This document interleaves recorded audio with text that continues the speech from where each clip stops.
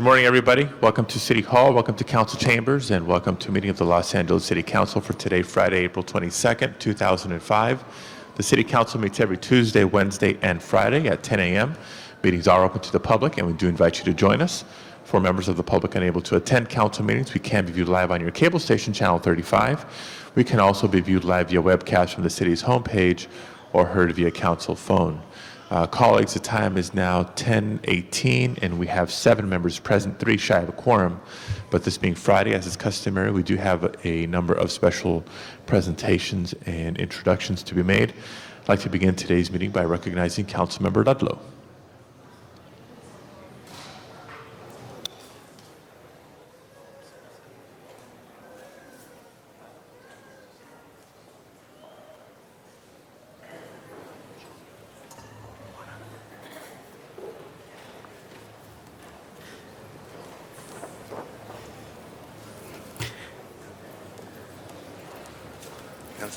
All right. Come on, squeeze in.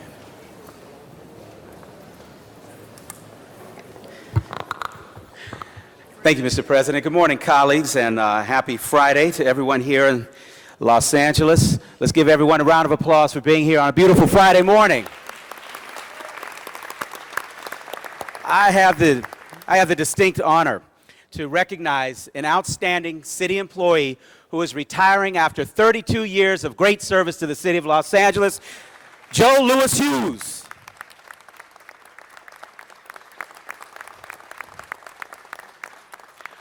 Gathered here with us this morning are members of his family, his son Michael Hughes, son Joseph Hughes, his wife Patricia Hughes, dear friend Joe Bernard. We have many representatives here from the city employees and longtime friends and associates. But it's my honor to have us take a moment to honor 32 years of work that this outstanding city employee has delivered to the citizens of Los Angeles through his work at the Department of Building and Safety. Joe Hughes began his city career as a student professional worker in 1972 with the Personnel Department. He has diligently served a variety of Department of Building and Safety functions such as the East Valley District Inspection, the Zoning Counter, damage assessment phase of the 1994 earthquake, Northridge earthquake team, contract nuisance abatement, residential inspections in 3 council districts 8, 10, and 15, all of which have allowed him to utilize his extensive construction experience, code knowledge, and leadership and communication skills. Through his initiative and diligent work, Mr. Hughes has effectively obtained code compliance for many 10th District constituents and demonstrated the ability to accomplish the overall goals of this department.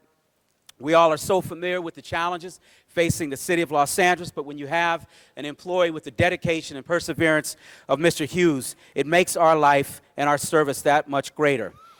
Mr. Hughes has contributed to the efficient operations of the Department of Building and Safety and furthered the city's goal by providing and improving safety, as well as his many and numerous awards for outstanding and exemplary service to the citizens of this great city.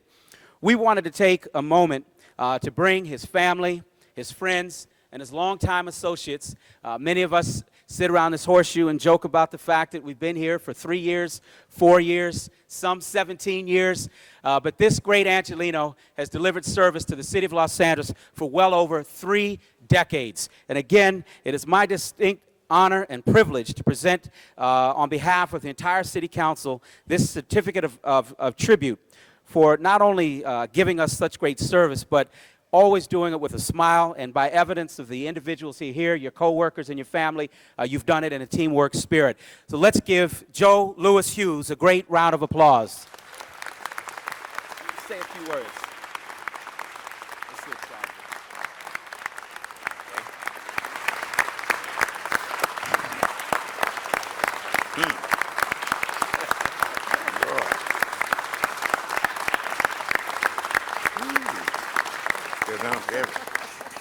Thank you, everybody. Fortunately, this is not my first time in City Council. I used to come as a contract nuisance abatement representative for the Department of Building and Safety, And I've often sat beside the wall over there and listened to these great tributes, and I really appreciate and thank you all for this wonderful honor that I'm receiving today. I'd like to thank the Department of Building and Safety, Councilman Martin Ludlow, who is my councilman. Also, my family, from my two sons flying in from Atlanta, Georgia, to be with me on this day. Mr. Joseph Bernard, my friend. And I'd like to thank the Chief, Todd Borsey, Principal Inspector Earl Tate, Deputy Superintendent Bob Steinbach for arranging the situations, Gina Turveloun, our Personnel Director, Gail Rucker, and a host of a lot of other people. Thanks for all the colleagues that I have worked with that were allowed to come to this meeting today. And it's a real great honor to be able to be born and raised in the city of Los Angeles, ending up working for the city of Los Angeles and retiring in the city of Los Angeles. It's really been a great honor of mine. Thank you very much, the city of Los Angeles. Thank you, City Council. And although I will be leaving Los Angeles, I'll still be an Angelino in heart. Thank you very much. Excellent. What are you going to do? What are you going to do with all your time? Just asked him what is he going to do now with all of his time, and he said he's going to play with his grandsons. Good luck. Enjoy. You've well deserved this this day, and we hope retirement finds you well. God bless you. Thank you, sir.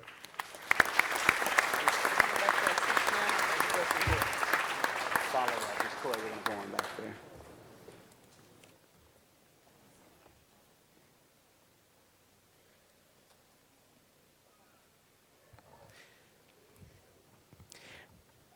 Thank you, Mr. President. It's also my honor today to present before the city of Los Angeles two individuals that are by far not a stranger here in the chambers. I just asked Roderick, how many times have you been in council chambers? He couldn't count them. He believes it's at least 25 times, but could be even more. You may not know the name Roderick and Jackie Sykes immediately, but the next name that I say absolutely resonates as a cultural landmark in this great city, and it's a testament to the leadership and the perseverance of these two individuals that this name resonates. We're here today to honor the great St. Elmo Village. I'd like to ask for a round of applause for the cultural institution of St. Elmo's Village. Many of you who have had the opportunity over the years to move throughout the city of Los Angeles, time and time again, one of the institutions that has always spoken highly of in terms of it being not only a destination for Angelinos, but quite frankly, an international destination point. People come from all around the world to visit St. Elmo's Village. When you walk in to this series of bungalows that have just been absolutely beautifully restored, there is such a tranquil, beautiful, artistic, quiet calmness in the middle of, quite frankly, a neighborhood that has suffered for many, many decades of, I think, neglect and blight. To their credit, they have never dreamed of leaving. They've never thought of leaving. They've always been there to make sure that what perhaps is their trademark, that the children in the mid-city of Los Angeles have a location that they can go and enjoy. Colleagues, you may recall a certain gift that I gave you on my first Christmas as a member of the Los Angeles City Council. Many of you have that gift adorned on your walls, which I am so thrilled about. Well, that gift was a beautiful painting that an 8-year-old child by the name of Dennis Martinez, if I remember correctly, painted. And it was through one of the great workshops and programs that St. Elmo's Village provides for hundreds of children who can just come up there and learn to express themselves artistically. We framed that and matted it, and I've just, as you reflect now on that painting, it is one of the great gifts of humankind to be able to give children an opportunity to live out their artistic talents. And so I wanted to bring St. Elmo's Village here for a moment to recognize them for their ongoing commitment to the city of Los Angeles, and also to recognize them for not just the work that they do with the children, but on any given day, or excuse me, not just the artwork with the children. One of my most enjoyable experiences since I've been on the city council was spending a morning at St. Elmo's Village while some of the best authors here in Los Angeles read to the children amidst flowers and trees and butterflies right there in the outdoors, and it was just a great, great moment. You had to take your step back and ask yourself, were you really in the middle of one of the biggest metropolises anywhere in the world? And so with that, I'm going to ask for both of them to say a few words about the programming at St. Elmo's Village, and as they don't need to be asked to not be bashful, I encourage them to be as the biggest advocates they want, because the funding for cultural affairs, the funding for arts in Los Angeles, here, ladies and gentlemen, is a classic example of why we need to take the arts so seriously here in Los Angeles. So without any further ado, please help me in welcoming Jackie and Roderick Sykes.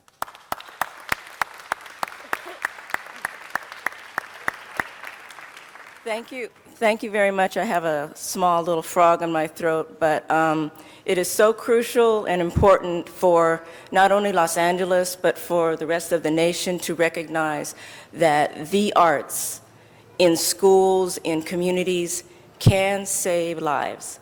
It has been an example for me to have a direction, and has brought me to St. Elmo Village. I have been there for almost 26 years now with Roderick. And it is, as I said before, crucial for the development of a balanced life, for a balanced mind, and it gives you an opportunity to create something positive and not create or have idle time on your hands as a youth. So it is our life's work to make sure that the arts is in our lives and the lives of other people and children. Thank you very much. And that's how far back it goes. Did you want to say a few words? Good morning, and thank you. Thank you for Mr. Ludlow for inviting us back.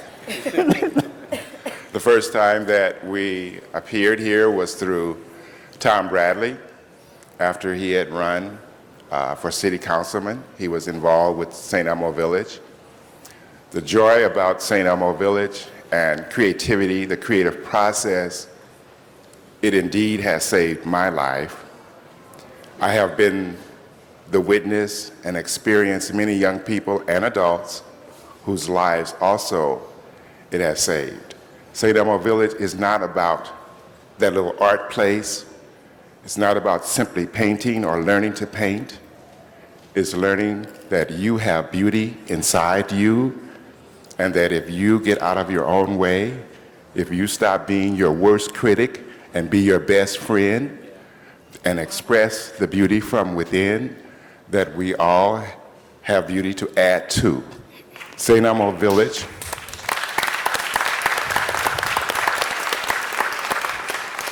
St. Elmo Village and our lives are not about what we can get.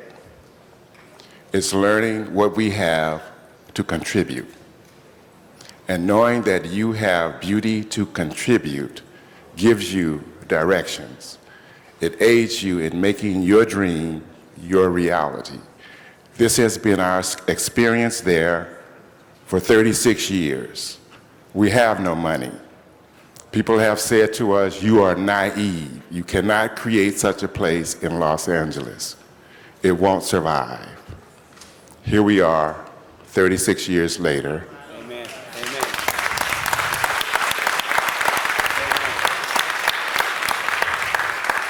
Thank God for folks like you and our councilmen that care about human beings that happen to be wide, thin, short, tall, black, brown, yellow, blue, whatever. St. Elmo Village is about us human beings. We all go through stuff. If we support one another, we can help each other go through the stuff to get to a better place. This is what the village is about. Us supporting one another to be the best human being we can be now. Thank you.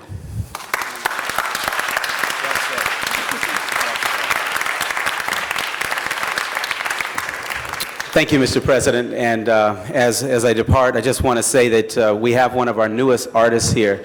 Can you bring up the new artist? Just want to see if he qualifies yet. This is my new son, Martin Gregory Ludlow II. And my wife, Kim. I just want to say we're going to present this together on behalf of the City of Los Angeles. We would like to take your binky out. There you go. On behalf of the City of Los Angeles, gives me a great deal of pleasure to present this resolution in honor of 36 years of outstanding service to the children and the community. We love you, St. Elmo's Village. God bless you.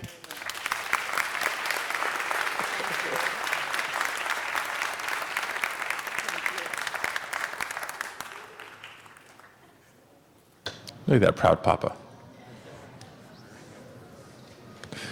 Colleagues, for our next presentation, let me recognize Councilmember Gruhl.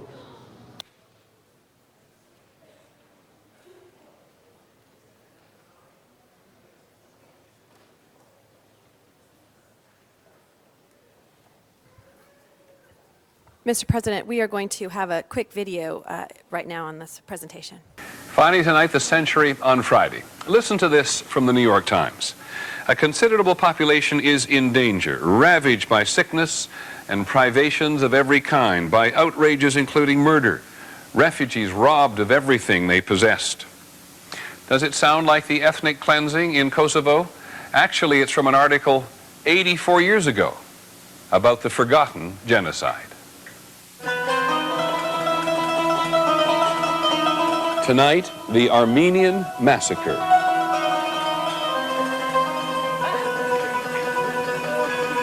Mary Omartian has a question for God. If there is God in heaven someday, because ask question to him, why, what did we do that you caused the whole trouble? It is sometimes called the Armenian Holocaust, and one of its perpetrators, Talat Pasha, is known to Armenians as the Turkish Hitler. Look at what is happening now to the ethnic Albanians in Kosovo, and you can follow a line that leads, finally, here, to the near annihilation of the Turkish Armenians in 1915.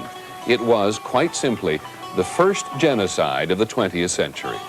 The Turkish ruling elite proceeded to destroy the Armenian population, 2 million people. And this was done by massacre.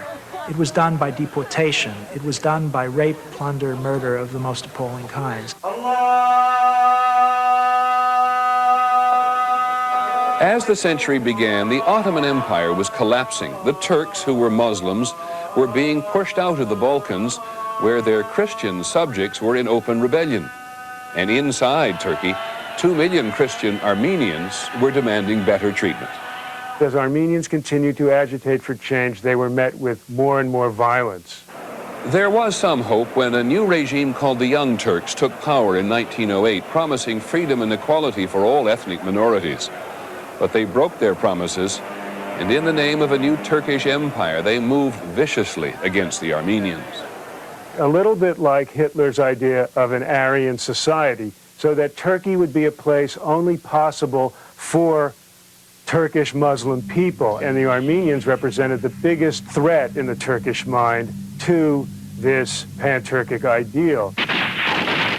When Turkey became involved in the First World War on the side of the Germans, the Turkish leadership arrived at yet another reason to be rid of the Armenians. They feared the Armenians would fight against them, with their Christian Orthodox Russian neighbors to the east. The plan to destroy the Armenian population began 84 years ago this week, with the deportation and eventual murder of the Armenian cultural elite. I was only 12 years old. And they took all my school teachers away. They never came back. The Turkish authorities then turned to the remainder of the civilian population, starving some, burning others. Armenian women tried to avoid rape by burying themselves up to their necks in sand. The Turks herded people into caves and then set brush fires at the mouth of the caves, primitive gas chambers. That way, hundreds of people could be asphyxiated in one fell swoop. Armin Wegener, a German army medic, was so sickened by what he saw that he secretly photographed what was going on so it could not be hidden from the world. Hunger, death, despair shout at me from all sides. The desert has devoured them. Wegener's pictures were one of the reasons the victors of World War I gave Armenians a state of their own. The Turks deny genocide, and they deny it still. Now follow the line forward. In the 1930s, when the Nazis began their reign of terror, Wegener wrote to Hitler imploring him to leave the Jews alone. Already planning genocide of his own, Hitler declared, "Who remembers what happened to the Armenians now?" More than 1.5 million Armenians. Thank you, Mr. President. Thank you, Mr. President. I'd like to now introduce Archbishop Mushek Marderosian, who will do a brief invocation. Let us all pray. Lord, we come here this morning with the heart of a pilgrim to ask your blessings. Lord, we ask you to remember with your mercy those who died in the line of duty to defend the principles of democracy, freedom, and human rights. We ask you to remember the 1.5 million Armenian martyrs of the Armenian genocide of 1915, who gave their lives for the love of freedom, for the love of our nation and our faith. This week, we commemorate the 90th anniversary of this most atrocious massacre perpetrated by the Ottoman Empire. We thank the City Council of Los Angeles for proclaiming April 24, 2005 as a day of remembrance of the Armenian genocide. Bless our City Council members and all those elected officials who are staunch supporters for truth and justice. Bless our new generations and especially those youth who participated in the March for Humanity in memory of our martyrs. God, save America. Lord, save Armenia. Make our ethnic, religious, and cultural diversities pull us together in our common heritage of equality, justice, freedom for all, and in our belief of dignity of our common humanity. May your love and peace lead our path as we all glorify your name forever and ever. Amen. Please, Mr. Labange. Join me. Colleagues, I am pleased to be here today on behalf of my colleague Eric Garcetti, who could not be here, and Tom Labange, who has joined me this morning. That video that you saw, that clip, speaks volumes about why we're here today.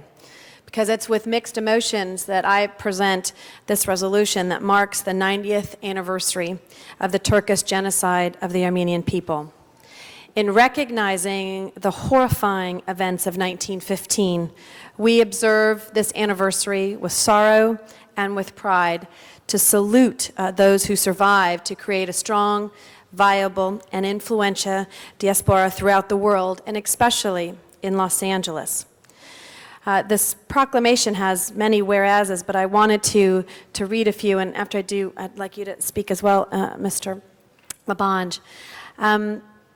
Which says, this year marks the 90th anniversary of the Armenian genocide, which resulted in the extermination of 1/2 of the entire world Armenian population and served as the prototype and model for all subsequent genocides in the 20th century, including the Holocaust. The Armenian genocide started out with the arrest and murder of all key community, intellectual, political, and religious leaders, followed by the arrest and murder of all able-bodied men, and the deportation of the remaining women and children under such conditions as to assure their death by starvation. A pattern that has been repeated over and over again in the Holocaust, Rwanda, Southern Sudan, and in all other genocides since the Armenian genocide. This was conceived and carried out by Ottoman Turkey from 1915 to 1923, resulting in the deportation of nearly 2 million Armenians, of which 1.5 million men, women, and children were killed, 500,000 survivors. who were expelled from their homes. This crime succeeded in the elimination of the 3,000-year presence of Armenians in their historic homeland. I think as I read part of this, one of the whereases in here talks about that the Armenian genocide can be personally attested to by the thousands of survivors and their families who reside among us in the neighborhoods of Los Angeles and its surrounding communities, and who, through their witness, constitute living proof of this horrendous crime. Just yesterday, I know Stephen will probably talk about it, the Senate and the Assembly and Governor passed legislation to permanently recognize April 24th and the Armenian genocide. And as Stephen and I talked, we said that, I think it was your phrase, the wall of silence is now crumbling. And we're here today with my colleagues because we want to remind people and tell people that we will not forget. And we as a city council, we as a community of Los Angeles will continue to remind people of these horrific events, but one in which we are now moving forward and supporting the extremely compassionate, giving members of the Armenian community in the city of Los Angeles. Before I introduce some of the other representatives from the Armenian communities, you see we have many representatives. I also want to recognize Baitzar from Eric Garcetti's office, who had done quite a bit of work in putting this together today, but like to ask my colleague Tom LaBonge to say a few words. Thank you very much, and not only for those who work here, which is so important in our very own City Hall, but every day there's another date in history somewhere that we learn about, because our city is so diverse, and as Los Angeles has always accepted those who've come here and find their way here, we learn more and more. And that piece, which Peter Jennings did, is so important, to talk about something, about a horrible part of the past, to remember the past in a horrible way, but also to look to the future to know that we should never, wherever in the world it be, let it happen. I just stand here on behalf of my good colleague Eric Garcetti and Whitney Grewal and all of us who have an opportunity to speak out and to remember things so that people learn from a horrible past. And to the Armenian community, the American Armenian community that's here, the strength of Los Angeles is with you on this. To our dear Archbishop and to our dear retired Archbishop, we thank you for all that you've done, and we know that this time is very important to you, as it is with us. Don't you wish we could turn back the clock on so many things, and turn back the clock on a terrible genocide of a people that also led to a genocide of another people and continues? So we must learn from these lessons. And we must recognize it. I'm certainly glad that the state passed that legislation. And I also know our dear Congressman Adam Schiff tirelessly works to have this be remembered as well. And so, Ms. Grewal, I thank you for this opportunity to speak. And may the Armenian American people and may the Armenian people of the world always be stronger and always know that we stand with you in this horrible incident. And I just want to read the last, whereas now therefore it be resolved that by adoption of this resolution, the City Council of the City of Los Angeles hereby joins in the worldwide commemoration of the 90th anniversary of the Armenian Genocide and calls upon all other local, state, and federal entities and officials, including George W. Bush, to ensure that our nation recognizes the tragic suffering of the Armenian people, to acknowledge this horrific tragedy for what it was, a genocide, and the first recorded genocide in modern times.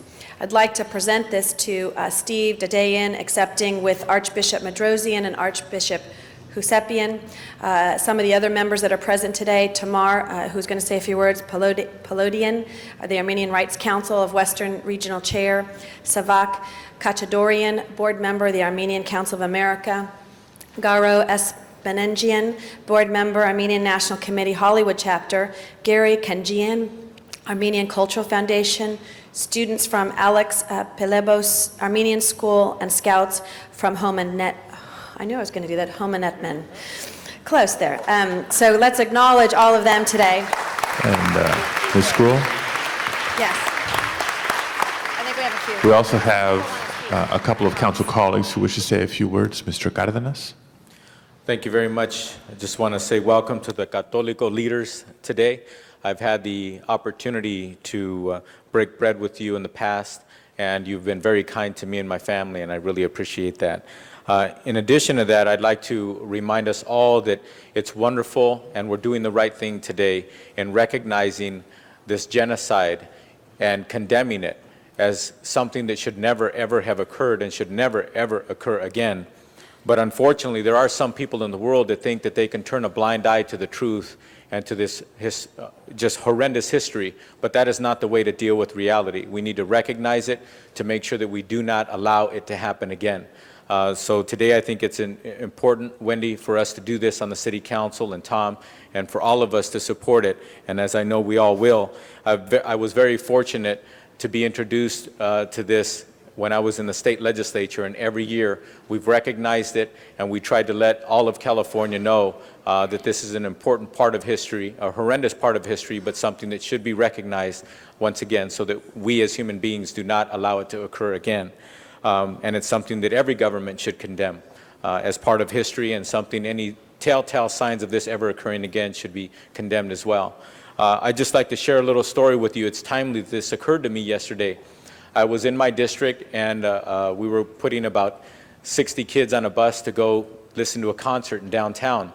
And we were taking pictures together at the bus, and the bus driver got out of the bus, and he started saying in a very thick accent, "Would you like me to move the bus into the shade so you could take a better picture," etc. And then one of the little girls, about 9 years old, when he got back in the bus, she looked at me very gleefully and said, "Is he Armenian?" And he had a very thick accent, and all I could say is, "I think so." And she literally looked at me and she goes, "Yes." All I'm saying is it's wonderful to be proud of your heritage. This little girl obviously is proud of who she is, yet at the same time, unfortunately, we have to recognize our history and the good and bad in it to make sure that we have much to be proud of, yet at the same time have much to be proud of what we've overcome as a community. So congratulations, Wendy, for bringing this forward to us. Mr. Villaraigosa. Mr. President, members, they say that the 20th century was the world's most violent, and it began with the Armenian genocide. It began with a genocide that killed more than 2 million people. And when you think about that, when you think about the fact that the world was watching, everyone knew, and yet the world stood quiet. And there have been a number of genocides in the 20th century, and unfortunately the world has stood too quiet too many times. And so why do we remember? We remember because part of the vestiges of the genocide is to forget, to absolve ourselves of what we've done. And I want to thank the Armenian National Committee for their steadfast work in getting this city and the state and the country to remember, to continue to keep that flame within the hearts and minds of the young people and all of your families who are here today. We stand with you to say that no to genocide, to say that only when we admit what was done can we heal from what was done nearly 100 years ago. And so I want to thank you for once again remembering. The Jews have a day of remembrance called Yom HaShoah to remember the Holocaust. And that's what April 24th is for the Armenian genocide. And so thank you for being here, and thank you for bringing this motion up today. Mr. Zine. Thank you, Mr. President. Good morning, members of the clergy, members of the Armenian community. Wendy, you pronounced those names very, very well. Congratulations. Oftentimes they're difficult to pronounce. In my district, the Southwest San Fernando Valley, I have a number of churches and AGBU Manugian School, and we're very close to the Armenian community in the Southwest Valley, a very proud community. And I know of the genocide. I remember years ago when I was with the police department trying to get the word out that a genocide occurred and the denial that's taken place. There's more proactive taking place now, more people becoming aware, more people recognizing the fact that the genocide did take place.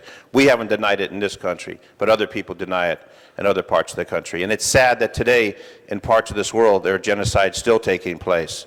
There are still people in political power who are murdering innocent people, and we can never forget the tragedy that occurred to the Armenian community and never let that happen again. We recognize, we respect, we work with the Armenian community. I've been to a number of the events, and I will compliment you on your relationship with elected officials and your openness and the cordial reception we always receive. Not to say anything about the wonderful food that you always provide. It's always there. Yeah, it's always there. We have moved forward. We continue to work with the Armenian community. We continue to work in partnership and relationship. And for what has occurred in the past, let us never forget, so it won't occur in the future. God bless you all, and members of the clergy, thank you for all being here. Thank you. Thank you, Madam Chair. Before I introduce the speakers, I forgot one of the more important people is my staff member, Kristen Azadorian, who also helped put a lot of this together today and continues to be a fabulous representative from the Armenian community. So I'd now like to ask Steve Dadayan, as well as Archbishop Medrosian and Archbishop Husefian, as well as Tamar.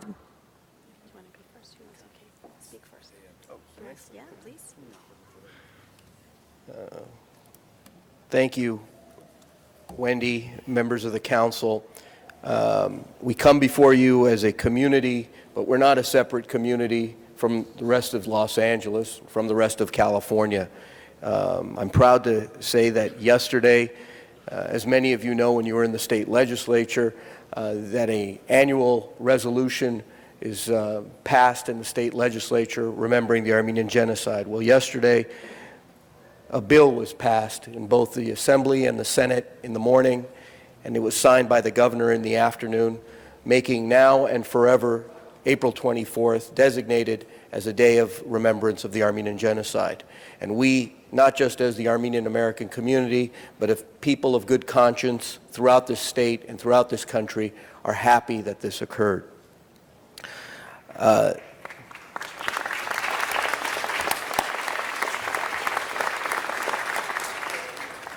Today, I'm proud to say that 36 states in the United States of America now have officially recognized the Armenian genocide, a fact which had been originally officially recognized at the time that it occurred. Countless city governments, local governments have done the same for years and years now. But still, we have a problem with the administration in Washington, D.C. Turkey is seen as an ally of the United States, even though it's prevented us from using our bases in their country during the war in Iraq. Who knows how many American lives were lost as a result of that. Turkey continues to deny the genocide, and why this is important to us today is because of that fact that they deny the genocide. Turkey today, a country that's fighting to be accepted by the European Union, to show that it's a civilized nation and that it can be welcomed at the family of nations, this year passed a law making it criminal, making it a criminal offense to mention the Armenian genocide in modern-day Turkey. In fact, if you do so, you can go to prison for up to 10 years just for mentioning it. There's a movement in Turkey. There are scholars in Turkey. There are writers in Turkey. There are people of good conscience in Turkey who want to bring up the fact of the Armenian genocide. Their most renowned novelist, Orhan Pamuk, in a recent novel that he wrote, mentions the Armenian genocide. Turkish governors have ordered his book seized and burned in the streets of Turkey today. In the year 2005, this is occurring. Why is this important to us, all of us? Because in other parts of the world, genocide is occurring. In Darfur, Sudan today, tens of thousands of people are dying as a result of a genocide. The Armenian National Committee has supported legislation to get the United States government involved in actively providing humanitarian protection for those people who are being killed today in Darfur. Just as 11 years ago, 1 million people unnecessarily died in Rwanda, Today it's occurring in Darfur. The Armenian National Committee on its website has a place where you can voice your opinion to legislative officials on this issue. And what has happened, just last week, our website in Washington, D.C. was hacked into. An assault was committed against that website. Over 2 million emails came in from Sudan, not from Turkey, not from genocide deniers of the Armenian genocide, to stop that website, to stop news of that genocide that's occurring today in Africa from getting out through the Armenian National Committee.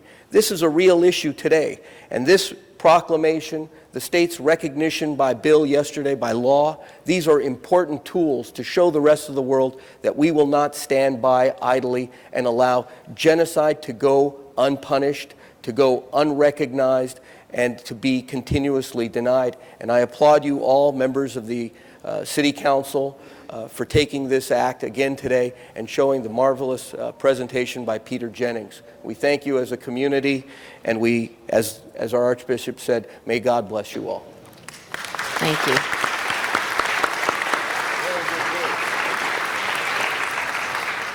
Your Eminence, Archbishop Hovsepian, Your Eminence, Archbishop Michel Marderosian, Madam President, honorable members of the City Council. On behalf of the Armenian Rights Council of America Western Region, I would like to thank you for this wonderful resolution joining the worldwide commemoration of the 90th anniversary of the Armenian genocide and calling upon other local, state, and federal officials and entities to do the same. Since September 11th, the world as we know it has undergone a dramatic change. War, political unrest, and economic upheaval have cast a dark shadow on the future of humankind's global existence, much in the same way as the outbreak of World War I did almost 90 years ago. Rather than learning from our past mistakes and vowing never to repeat them, man has continued his inhumanity to man and to engage in unspeakable crimes. For Armenians worldwide, this has been the continued indifference to and the denial of the 20th century's first and most heinous genocide, and the resultant ongoing battle to bury that genocide on the back pages of history. Such actions have left Armenians with one choice and one choice only, and that has been the undaunted pursuit of our quest for the recognition of the Armenian genocide as a government-sponsored genocide, for the acceptance of the events that took place between 1915 and 1923 as historical truths, and for the payment of reparations and the return of the historical Armenian lands located in eastern Turkey to their rightful owners, the Armenian people. As Armenian Americans raised on the principles of liberty and justice for all, we have a sacred duty to honor the memory of those 1.5 million Armenians who were massacred by never forgetting these martyrs, and by never letting the world forget them either. And again, on behalf of the Armenian community, I would like to say thank you once again for this proclamation. Thank you very much.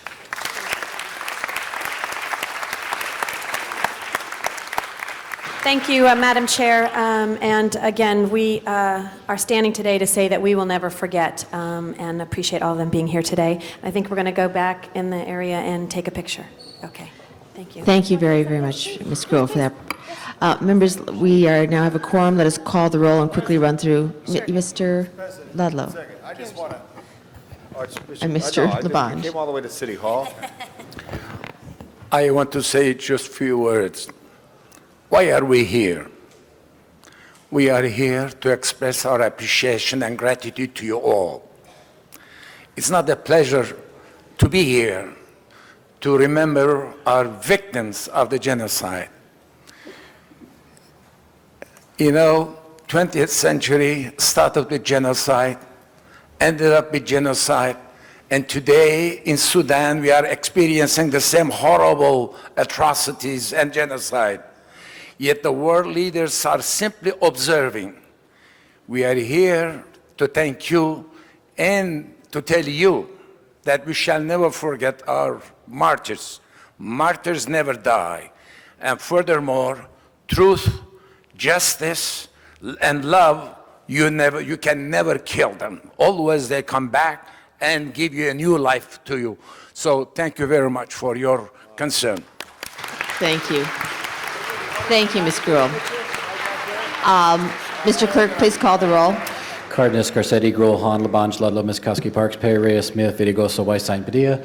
11 members present and a quorum, Madam President. All right, let us quickly run through the agenda and call items special. And First order of business would be approval of the minutes. Mr. Zine moves, Mr. Smith seconds. The minutes are approved. Commendatory resolutions for approval. Ms. Perry moves, Ms. Hahn seconds. Those are also approved. Before beginning the regular agenda, there has been a request by the city attorney to continue the closed session item 35, to Wednesday, April 27th. All right, if there's no objection, that will be continued to Wednesday, April 27th. On the regular agenda, items 1 through 11 are items for which public hearings have been held. Items 1 through 11 are before us, members. Are there any specials or any requests on those items? Mr. Cardenas, were you going to continue 1 and 2? Okay, 1 and 2, if there's no objection, will be continued until May 3rd. Any other specials from 3 to 11? Mr. 8 is called special by Mr. Zine. Seeing no others, the remaining items are before us. Open the roll. Close the roll. Tabulate the vote. 11 ayes. Those are approved. Items 12 through 34 are items for which public hearings have not been held. 10 votes are required for consideration. On item 14, the motion is correct as it was introduced. The language was inadvertently left out on the council agenda. All right, 14 we will note is as the motion describes it. There are no cards to speak on items 12 through 34, so we will open the hearing and close the hearing. Are there any specials through those items, 12 through 34? If not, those matters are before us. Open the roll, close the roll, tabulate the vote. 11 ayes. All right, those are also approved. That leaves only one item called special, and we will return at this time to the presentations. Is this Ms. Gruhl? Mr. Reyes. I'd just like to acknowledge Aragon Grammar School. They've been here very patiently. Just ask them to stand. They can continue with their tour. But Aragon, would you like to stand? All right, the students back there from Aragon. Thank you very much. Welcome. Thank you for coming. Aragon Grammar School. Cypress Park, and just enjoy today. This is your house. Thank you so much. Thank you, Mr. Reyes. All right, Ms. Gruhl. Thank you, Ms. Miskowski. Just a few weeks ago, I recognized a school in my district for being a 2005 school to watch, but today I am so proud to be back again and congratulate another outstanding school in the 2nd Council District. The Vikings, Campbell Hall's boys basketball team, won the 2005 California Interscholastic Federation State Division IV title following, I want to say this, I'm going to say it twice, following an undefeated season of 32-0. 32-0, undefeated.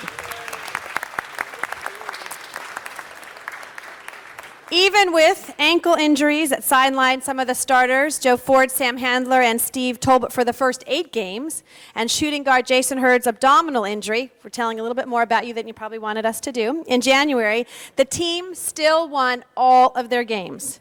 And on March 19th, with family, friends, and school cheering them on in Sacramento against St. Mary's of Berkeley, they won the championship with a 74-53 victory.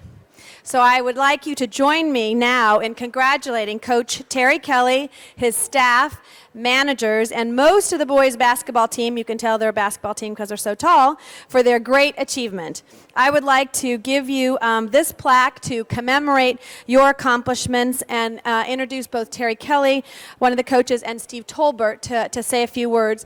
We do have proclamations for each of the students, which we will give afterwards. But on behalf of the City Council, I'd like to present this to the Vikings boys basketball team for their wonderful season and accomplishment. Give them a great round of applause. Thank you. Thank you. That's for you. You want to say a few words?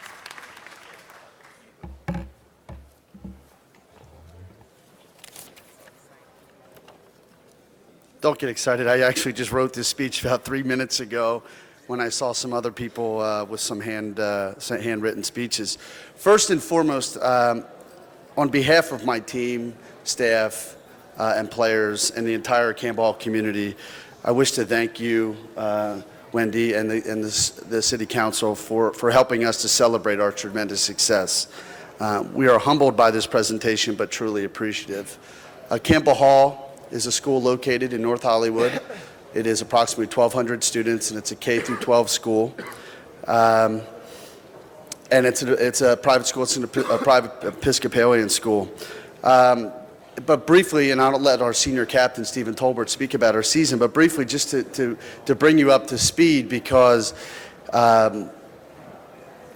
what's occurred this season, we've become better people. We've become a better team, not because of what's happened on the basketball floor, but what's happened off the basketball floor with some personal tragedies, with some injuries, and things that have made us better people.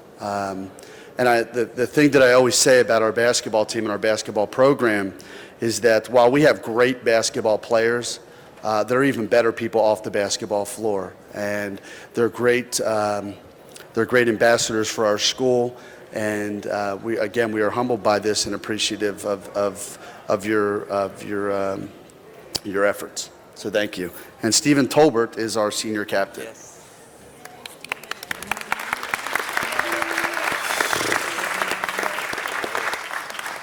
I just wanted to say on behalf of the team, thank you for having us. Thank you for everyone who supported us, family, friends, all the fans, and it's been a great season. Thank you.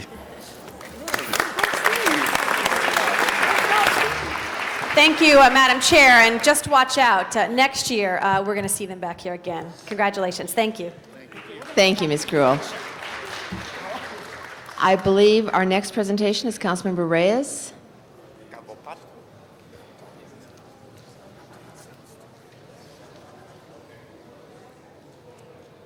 You're next.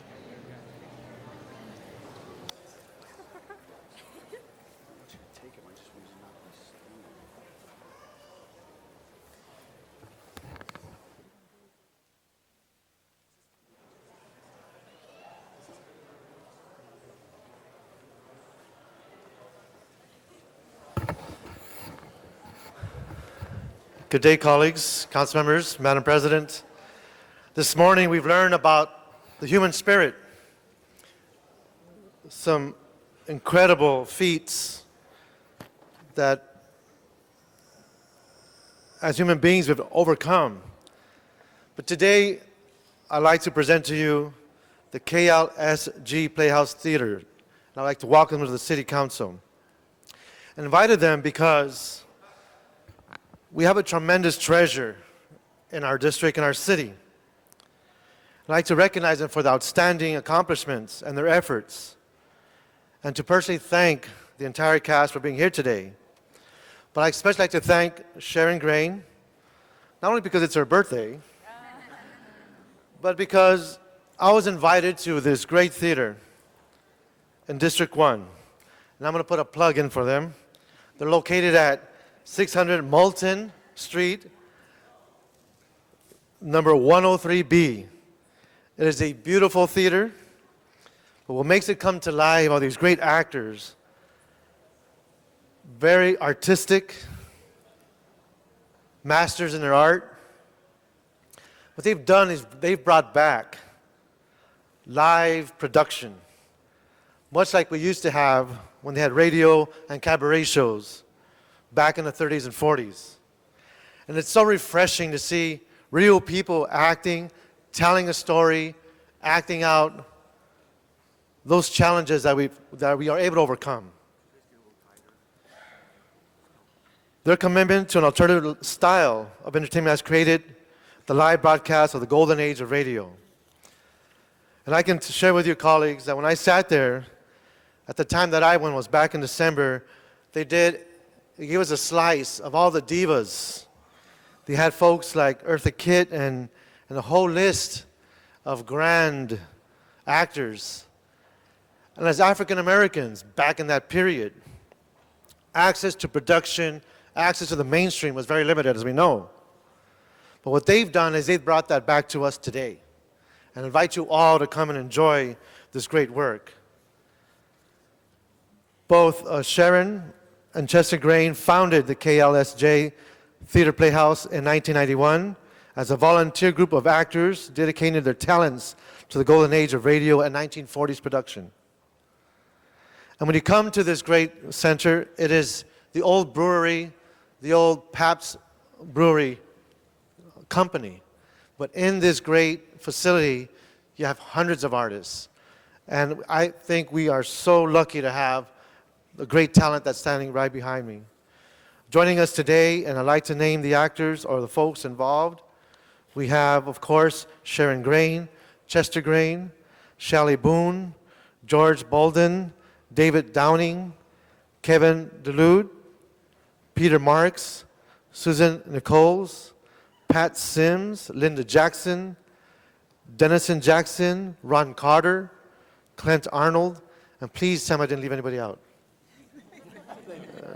Okay. I'd like to introduce to you Sharon Grain before I give her this certificate on behalf of the City Council. Sharon. Thank you so much, Councilman Reyes. And I'd like to thank the City Council. It is certainly our honor, but it's our honor in more ways than one. It's our honor because there's art and beauty in our history. And at no time has anyone risen above where we now know their names, or we can talk about Eartha Kitt or the Vincent Prices or the Mammy Pleasants or great people in our past and not know they have succeeded in some way.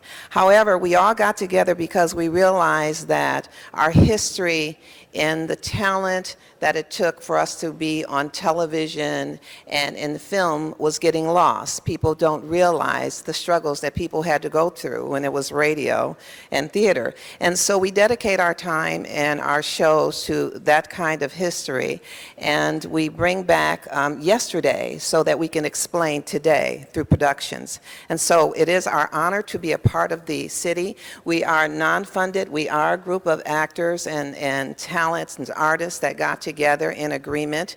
And because the Cultural Arts Department is already having their own struggles financially, we are running the theater solely and operating the solely on our own with the generation of talent. And that which people come in, if we did not have to charge, we wouldn't. But that is the way that we keep our doors open. And I would like to give an additional plug to the Brewery Art Colony, because that is a historical site. And we are so blessed to be a historical theater in the historical site. So thank you very, very much.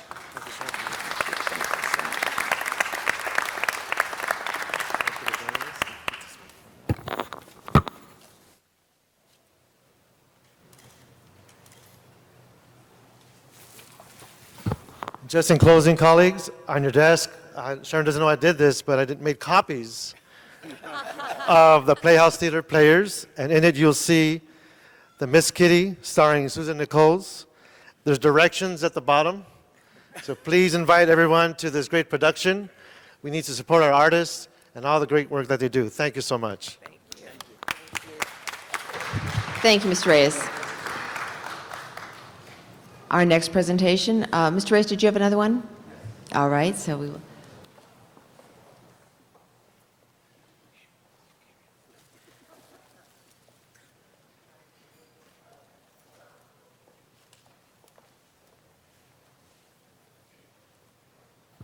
Thank you, Madam President. You know, colleagues, we all know we have folks that I like to call the unsung heroes. But today we are joined to honor Leonosa Luistro, a longtime employee of the Community Development Department who now retires after 21 years of dedicated service. Leonosa, who is affectionately known to all as Leonie, has worked her entire career in CDD and is one of the unsung heroes of economic development in the city of LA. Too often we forget to recognize those employees who work behind the scenes and make sure that complicated projects go smoothly and that contracts are executed on time. It is due to the hard work of Leonie Luistro that many projects get the needed coordinated attention at CDD and the CRA. Leonie Luistro began her career with the City of LA in January 1984 as an accountant in CDD. By September 1984, Leonie received an emergency appointment as an administrative intern two. Within several months, Leonie received a promotion in CDD as an accountant, where she worked in administration support. On April 27, 1986, Leonie again promoted within CDD, this time as a Grants Management Specialist 1 within the Community Development Department's Industrial and Commercial Development Division. A lot of millions have been through your hands, huh? Since March of 1990, Leonie has worked in CDD's Industrial and Commercial Development Division. She's been responsible for managing the Community Development Block Grants Fund used in projects involving the Community Redevelopment Agency.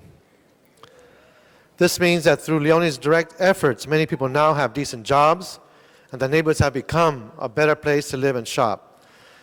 Leonie Ristro has a devoted family, which includes her husband, Caesar, her daughter, Hema Amor, son-in-law, Dien McCall, and grandsons, Trevor and Mackay. Through this resolution, we now adopt the City Council of the City of LA does hereby commend and congratulate Leonie Ristro on her retirement after 21 years of public service, and we extend best wishes for healthful, and happy retirement. Congratulations, Leonie.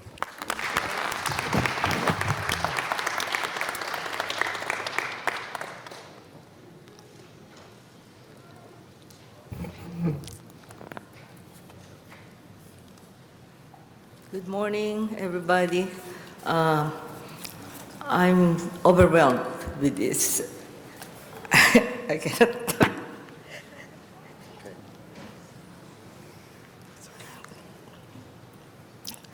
I wish to thank everyone for this honor. It's really a surprise for me because, I have worked with the city for 21 years and I seldom come to the council office, but now it's a great honor with your blessing and the support of my family and my friends and my office mates. I really will cherish this occasion. Thank you for everything. Thank you very much, Mr. Reyes. For next, we have Councilmember Dennis Sine.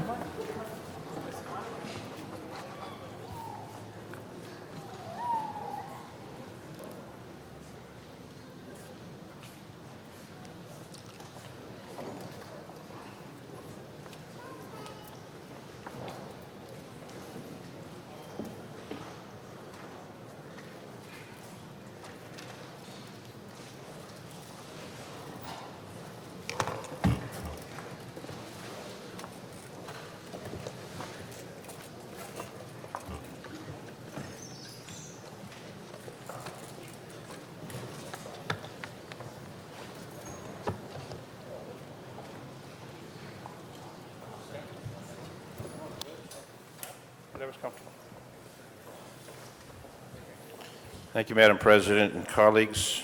We celebrate Earth Month this month of April, 35th anniversary of the first Earth Day, April 22nd, 1970. You want to talk about that? Well, yeah, but you're the Earth Lady. Come on, Earth Lady, speak. I don't want to step on the Earth. We wanted to celebrate Earth Day, and actually it's Earth Day today, and wanted to acknowledge community groups and organizations who are working so diligently to enhance Los Angeles, especially for their neighborhoods. And we had a number of presentations on Wednesday, and today we have a couple more presentations. And so with that, I'd like for the councilman to acknowledge a group that's in his district. I appreciate it. Thank you. And we are acknowledging wonderful representatives from the 3rd District, happy, friendly, smiling faces from the 3rd Council District. We are honoring these folks on this celebration of Earth Day, and they've been specially selected for this recognition because they're members of my community posse, people organizing safe and secure environments. Almost 300 members of the community are involved in the posse program, community volunteers, and they're trained by city department representatives. They go out in the community and they clean up the graffiti, illegal dumping, abandoned vehicles, illegal posting of signs, and any and all quality of life issues in the district. They improve the quality of life in the district, and that's why they've been chosen to be here today. In fact, I remember one afternoon where we demolished a house. and you were with us. To the ground. To the ground. We had a house that was causing problems in the community, and it was an eyesore. We went through the appropriate process, and we were joined by our city attorney, Rocky Delgadillo, and the tractor came in, and we tore that house down and improved that particular part of the community. And I'm very proud to acknowledge that we have members of this community, 3rd District, City Council District, who are active in any and all programs. And then every time we need a volunteer, we've got the volunteer. We also have the Princess of Winnetka, Marilyn Robinson. I can't go without that? You can go without that. We have the Princess of Winnetka, we have the Queen of Reseda, and we're trying to find other representatives for the other titles. The King of Tarzana, Woodland Hills. Cindy Misakowski knows those districts very well. But I have the presentation, the certificate of recognition we have for Betty Green. Thank you for what you have done to help us. And by association of name and marriage for how many years? 36. 36 years. I know we got you a certificate for that. Yes. Bob Green, a great team. Marilyn Robinson, again, the Princess of Winnetka. Dwight Burgess, who's a man who is everywhere, everywhere, and we appreciate everything you do. And the lady who drives a Harley-Davidson truck, but not a Harley-Davidson, Lucy Malley. Thank you. I want to thank you all for what you do for the community. We recognize it. Every time we have an event, you folks are there. Every time we need help for an activity, you're there. And I know that you're a nurse in real life, and you've got that, plus your family, plus what you give back to the community. I appreciate it. And Marilyn, you're there for everything, everything. And Dwight, you're always there helping any and everything we need. And then the Greens, you're retired, aren't you? No. You work?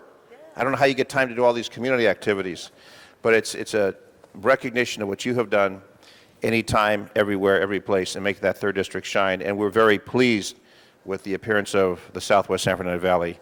And if people question how well we're doing, just check the property prices. You'll know how well we're doing. Skyrocketing property values. Again, I thank you all for being here. I thank you for coming down.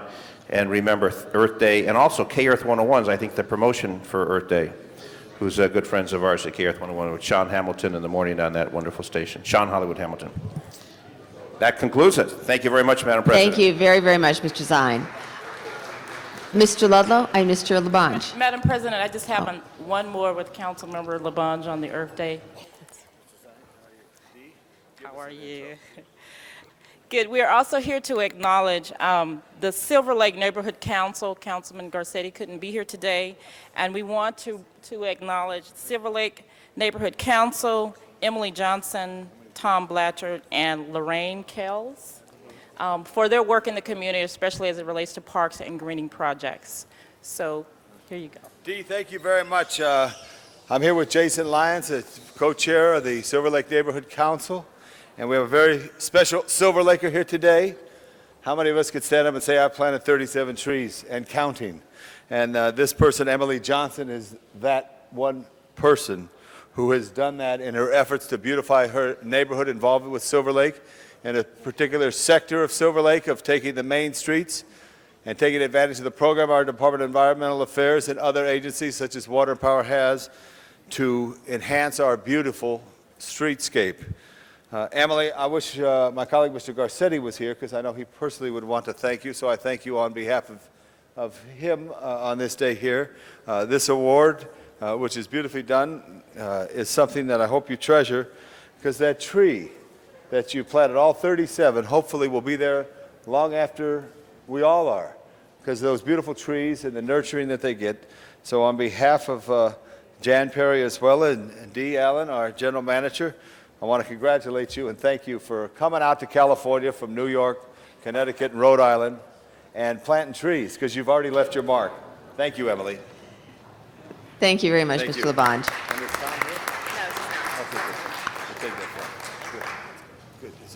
And I think our final presentation today.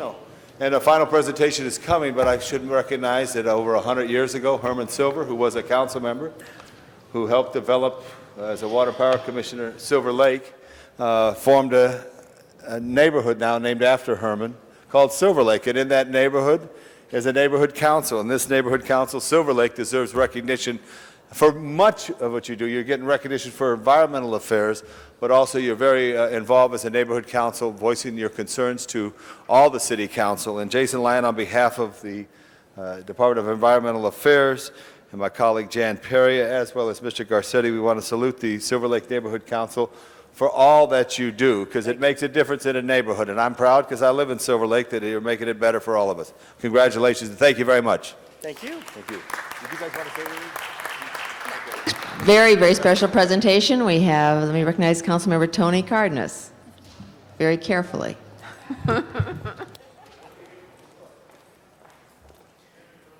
Thank you very much. Stop whistling at me, Ed. Mr. Cardenas, could we have you in front of the podium, please? I'd like to call forward the representatives from the Valley Trauma Center to please come forward. First, I think it's only appropriate that I thank some folks who helped me get this together today. My Chief of Staff, Jose, for lending me your red shoes. Thank you so much. I know they mean a lot to you.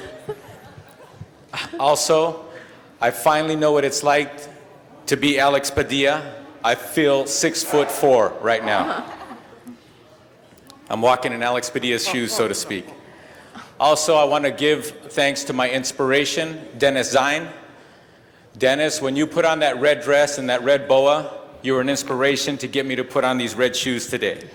Although I'm not going to entertain Alex Padilla like you did. For that benefit, it was for a benefit, for a good cause, the American Diabetes Association. Thank you, Dennis, for being an inspiration. All joking aside, no skirt. It's not a requirement, just the shoes. All joking aside, today we're here to bring forward a very, very serious issue and to bring it to the attention of all of us.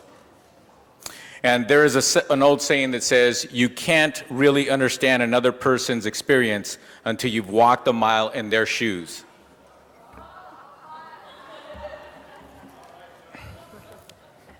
There you go. The Walk a Mile in Her Shoes march asks men to literally walk 1 mile in women's high-heeled shoes. I just took 20 paces and I'm dying already. It's not easy walking in these shoes, trust me, but it's fun and it gets the community to talk about something that's really difficult to talk about: gender relations and sexual violence. Each year, an ever-increasing number of men, women, and their families are joining Walk a Mile in Her Shoes. Frank Baird first proposed the Walk a Mile in Her Shoes men's march to stop rape, sexual assault, and gender violence to the Valley Trauma Center in 2001.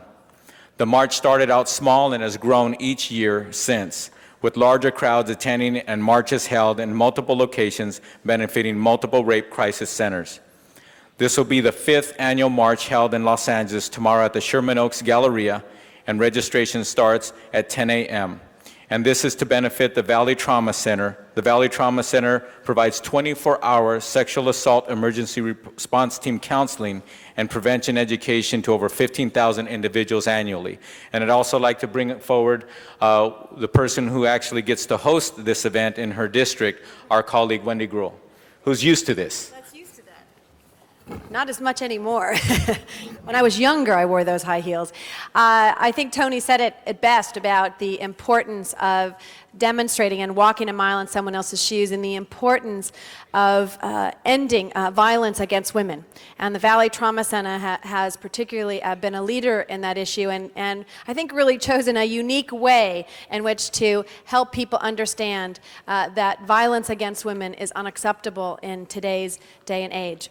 Last year was my first time participating, and Tony, I haven't gotten my husband yet on these shoes, so I'm going to tell him tonight that I have a pair of shoes for him tomorrow morning as we stand at the Sherman Oaks Galleria, which is both Jack's office district and mine, but we've worked very closely to make sure that when we're walking that area in Sherman Oaks, that people know that we're standing up and saying violence against women is not okay, and we need to work with men and women to make sure that we stop that cycle of violence. So thank you, Tony, for your leadership on this, and I look forward to seeing all those wonderful men in high heels tomorrow.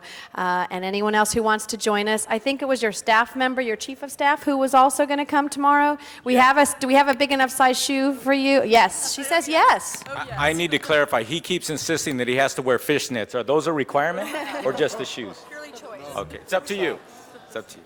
Anyways, we also challenge any of our colleagues here who would like to attend. It's a wonderful event for a good cause, and the Valley Trauma Center that provides so many services to our San Fernando Valley. Thank you, Mr. Cardenas. Thank you. Thank you very much. Mr. Villaraigosa?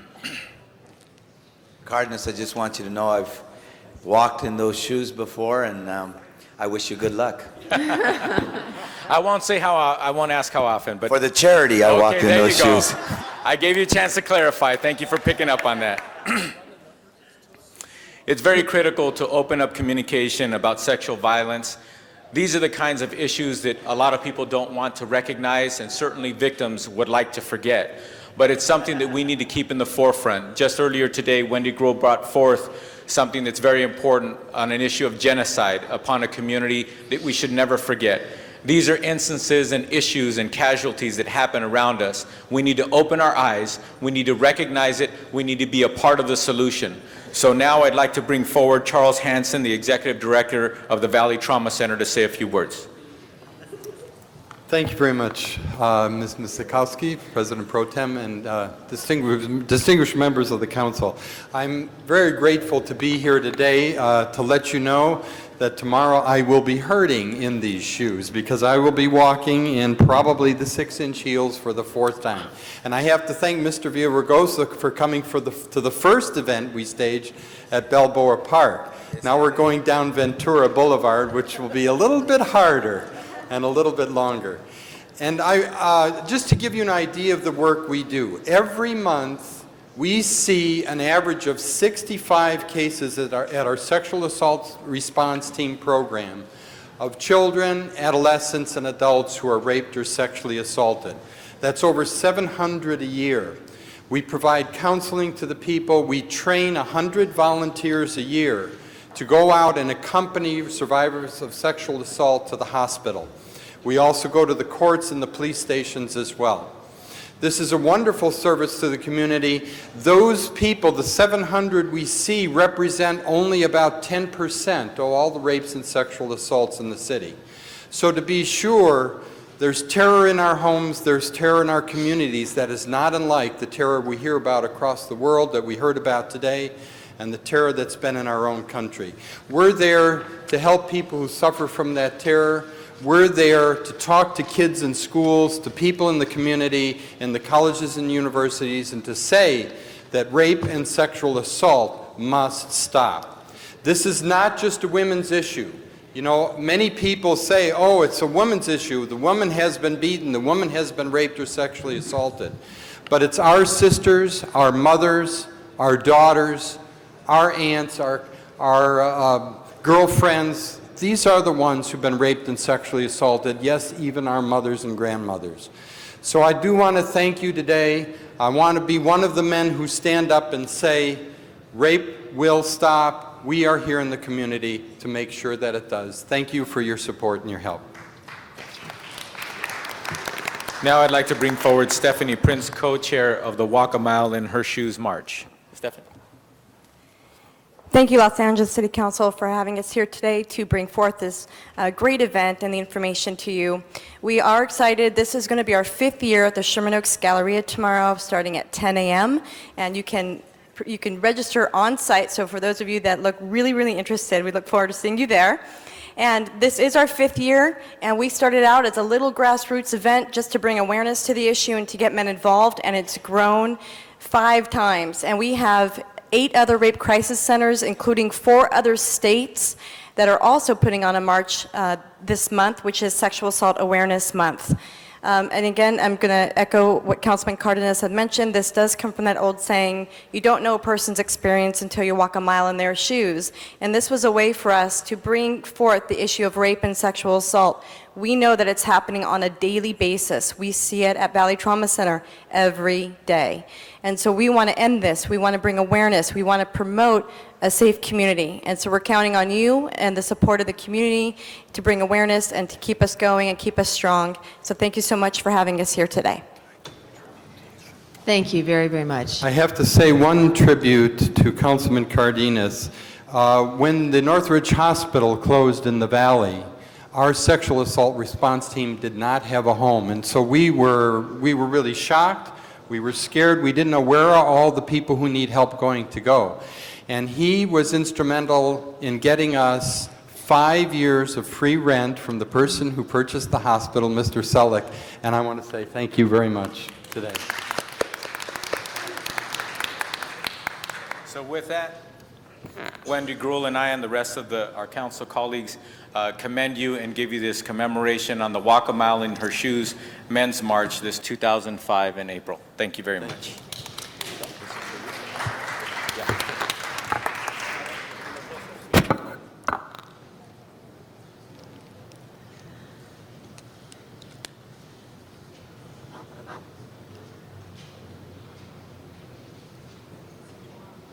And I believe we have one final presentation by Mr. Cardenas.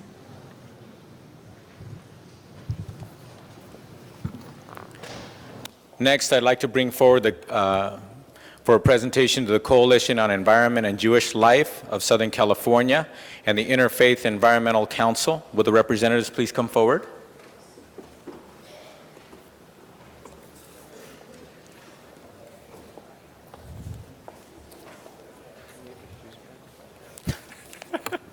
Jose wanted his shoes back already. Oh, he wanted them back. They go back to Jose. They're Jose's shoes. Yes, they are. Today, we commend and honor the Coalition on Environment and Jewish Life of Southern California and the Interfaith Environmental Council. They are coalitions to repair, protect, and preserve our environment while integrating God's vision of sustainability, responsibility, and advocacy for creation. The Coalition and the Council are instrumental in educating the faith communities on the importance of environmental activism and awareness with programming and advocacy, and are instilling the principle in environmental stewardship in present and future generations. Today we're commemorating them, and Earth Day began in 1970 and is now celebrated by millions of people worldwide, and is celebrating its 35th anniversary around the world as hundreds of thousands of governmental organizations, governments, teachers, faith-based groups, among others, are making plans to declare that they are part of something extraordinary, a worldwide movement to protect our planet, our children, and our future. I'd like to give you the commemoration, but first, let's hear a few words from our coalition members. Who'll go first? Okay. Thank you for having us here today. It has been about 35 years since the first Earth Day, and we can't rest. We still have a lot of work to do. We have so many both federal, state, and local bills and laws that we need to address in our communities that we just can't even take time out to take a breath. But today is a celebratory day to think about these issues. I'm going to quote from Senator Barbara Boxer briefly, who really talks quite eloquently about whether it's clean air or the clean water or the variety of issues that we have to deal with. She says, there's been a lot of talk about moral values. I cannot think of a more moral issue than ensuring that every American has access to the basic ingredients of life, clean air, and clean water. Regardless of your political affiliation, economic status, you are affected by environmental hazards, lead, mercury in the water, and the smog in the air, and the toxins in the food you eat. These are the critical issues of the day. This is Earth Day.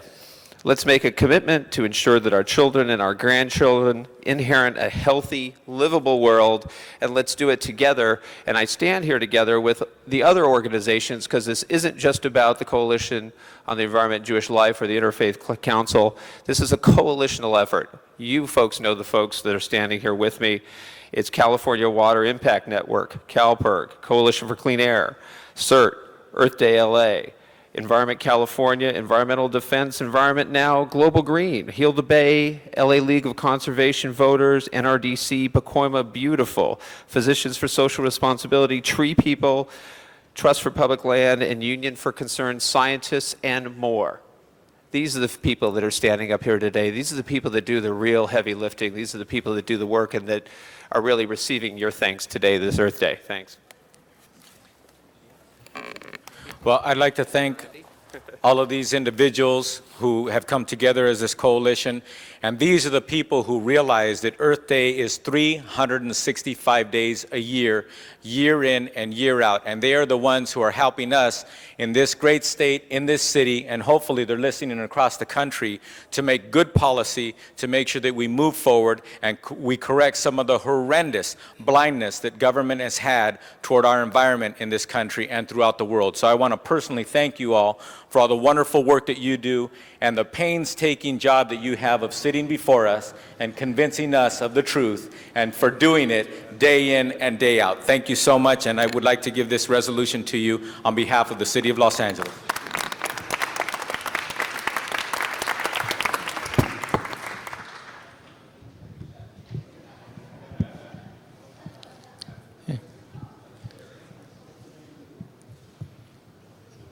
And we have one other speaker on this, Mr. Labange.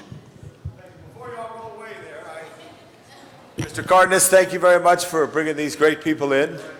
I could name you all almost by name, but I want to call out Andy Lipkis from Tree People, because every 100 years from now, they may look back. Cecilia Rasmussen, I believe her name is, I hope I didn't mispronounce her name, does a great job in the Times on Sunday talking about people in Los Angeles. And they're going to write about, did I mispronounce her name? Did I mispronounce? I got it, all right, okay. They're going to write about Andy Lipkis and Tree People, and then all the other offspring of that. And truly, Tree People is one of the special spots in Los Angeles history. And Andy, I just called you out because it's Earth Day, and on Earth you could call anybody out as long as you have a microphone. And you should be proud of what you're doing and your family and all the work. And people like in the past, like Royce Newshots, who I know is a dear friend of yours, the late, great park commissioner, who helped get Tree People on the map and all the work that you're doing there. And I just wanted to stand for the moment. Congratulations. Tony, thanks for bringing all these big people in. I know probably some of you big people are going to be involved in Big Sunday coming up, which is another big event sponsored by the Jewish community. So thank you very much. Ms. Gruhl. Thank you, and I just want to add a couple of thoughts, because if Tom stood up, I had to say something when he mentioned Tree People and everything else that this coalition really has done. It is pulled together people from all over the city of Los Angeles, diverse communities, to say the environment matters no matter where you live, and what we do every day in our life matters as to the future for our children. And I know that we're working very closely. Andy, hopefully your center up there is going to be up and running. And Andy and I met when the city was thinking they could operate Tree People better than Andy Lipkis. And we demonstrated the fact that was not the case when I worked for the mayor. But it's going to be an exciting place. Andy, when do you think it'll be completed, at least part of it? We're hoping by this time next year. This time next year. The Kresge grant comes through, the people of LA match the challenge, we'll be up and running. Well, it's going to be something that is going to be a model for the entire, not only the country, I think the world, of how to have sustainability and to really do that. And so I'm just proud that this group of people, and Lee took the lead on this group as well, Lee, for your leadership and dedication. So, and congratulations, Mr. Cardenas, for bringing them here today. Mr. Villaraigosa. I just want to thank Councilmember Cardenas and all of the folks who are here today to celebrate Earth Day and the work that you do. Thank you for, when you think about all of the many things that we've done here in the city of Los Angeles to protect the environment and our natural resources, our watershed management, you have been tree planting, you have been the key to all of that. And so I want to acknowledge all of you and thank you for your work, and thank you, Mr. Cardenas, for bringing them here today as we celebrate Earth Day. Mr. Reyes? Just want to take a moment, knowing that we have embarked on such an ambitious program these past 3 years, and raising that consciousness and trying to pierce that level of oversight, ignorance, the lack of knowledge that essentially reflects our everyday behaviors, how we dump trash in the gutter, how we dump oil in the gutter, and how we're essentially annihilating our environment.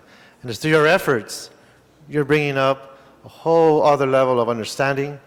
And I look forward to the day when we can have these kinds of sessions where we're dealing with people in different languages, in Spanish and Asian, all the Asian Pacific Island languages. This is an international city.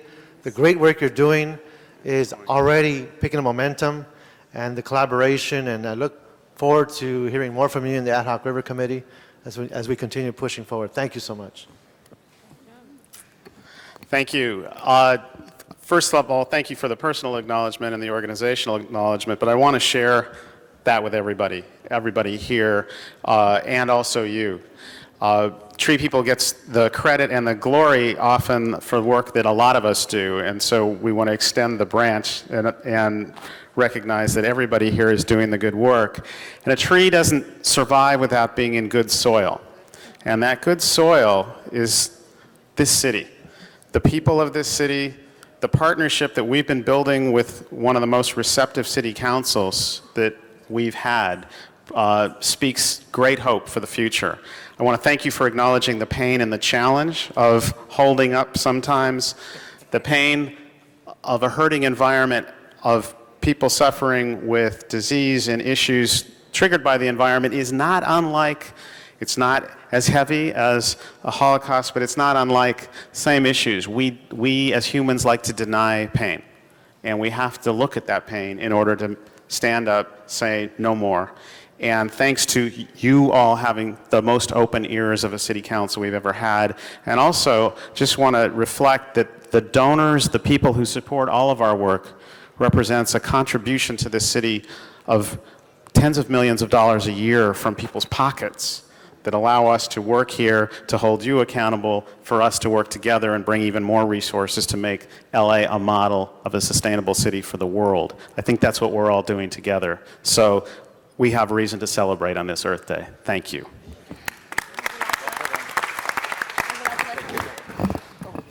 Yes, hello, Ana Ibarra from Coalition for Clean Air. Buenos dias. I would like to say that it is for us a great honor to be here celebrating Earth Day, and we just commemorate the massacre of an ethnic group, the Armenian people, and a lot of people are in denial of that. Well, unfortunately, a lot of people are still in denial of global warming. It shouldn't be even a debate. It is proven. We are living it in our lifetimes. We don't want to inherit that to our kids. And as we say in Spanish, mi casa es su casa. The same thing goes true when we say, mi cielo es su cielo. My sky is your sky. So whatever I do, it also affects you. I am my brother and my sister keeper. So thank you so much for celebrating Earth Day. Let's do it for the rest of the year and the rest of our lives. Thank you. Thank you for reminding us that leadership comes in many languages and all over the world, and thank you for coming together on this wonderful event. Thank you. Thank you. Thank you very much. Mr. Clerk, that concludes our presentations. Let me recognize Ms. Misikowski at this time. Thank you, Mr. President. Members, around the desk has been circulated Special 1.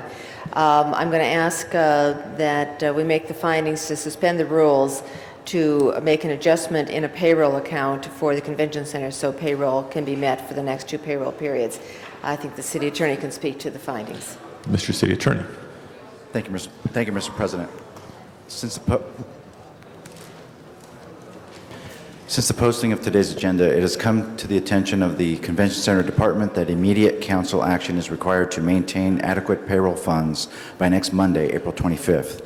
Council must first make findings pursuant to Government Code Section 54954.2 before considering the substantive motion. Members wishing to be heard on the findings? Seeing none, let's open the roll, close the roll, and tabulate the vote. 11 ayes. Okay, special one is now before us. On the motion itself, Ms. Miskowski. The motion is straightforward. We need to make this adjustment. It's an internal adjustment of the convention center on its payroll and salary accounts.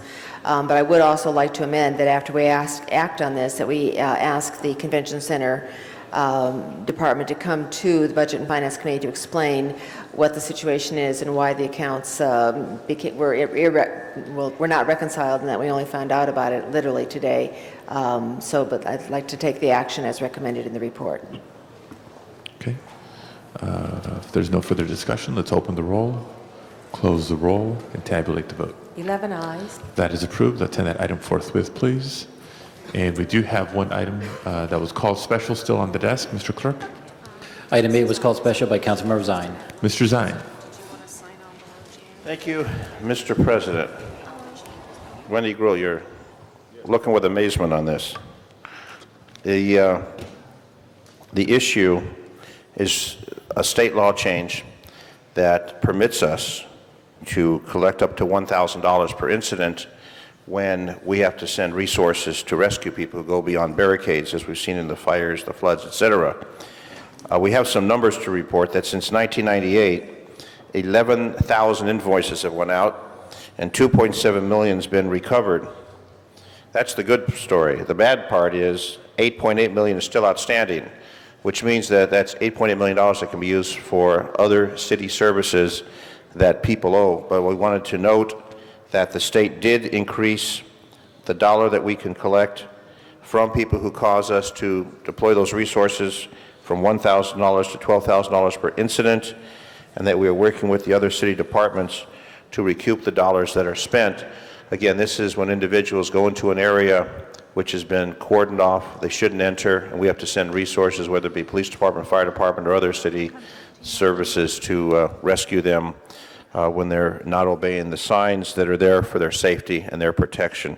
So we just wanted to highlight that and note that. And consumer, be aware that when barricades are up, comply with those, because if you venture in and we have to send resources to rescue you, you could be charged up to $12,000 for the services that are rendered to rescue you from something you did that you shouldn't have done. Thank you, Mr. President. Thank you, Mr. Zine. Other members wishing to speak on this item? Seeing none, let's open the roll, close the roll, and tabulate the vote. 11 ayes. That is approved. And if that's the last of the items called special, let's proceed now to general public comment, an opportunity for members of the public to address the council on matters within our jurisdiction but not appearing on today's agenda. And let's call forward our delegation from the South Central Farmers at this time.